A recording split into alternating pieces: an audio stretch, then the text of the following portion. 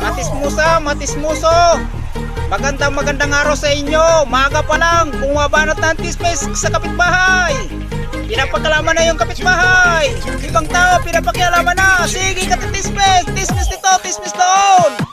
Ang sasabi ko sa inyo, magtanim na lang kayo ng kamunting kahoy. Magtanim kayo ng saging.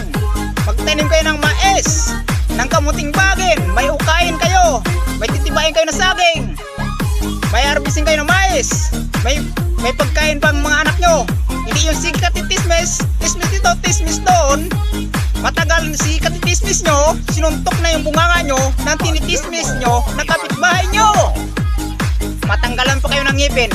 Baka paglingon nyo sa balang araw, yung kapitbahay nyo nagyaman na. Pero kayo, ganun pa rin ang buhay nyo. Alos hindi na magpakain yung anak nyo, sige katitismis. Baka pag-uwi nyo, wala kayong bigas. Sige katitismis, hindi na kayo nagkaroon, sige na katitismis. Hoy, bago-bago kayong matismusa. Matismuso dyan. Bago, mag-isip-isip. Hanap buhay. Huwag yung tismis dito, tismis doon. Nagalit na si tismis, sinuntok na yung bunganga. Natanggalan pa ng ngipin, gulo pa. Pag-uwi nyo, tanggalan na kayo ng ngipin. Ang pangit na ng mukha nyo kasi natanggalan kayo ng ngipin. Sige katitismis. O, tignan nyo yung, wala nyo ba napansin yung tao ni tumitismis? Hanap buhay lang yung pinapansin. Diba, maganda yung pamumuhay nila.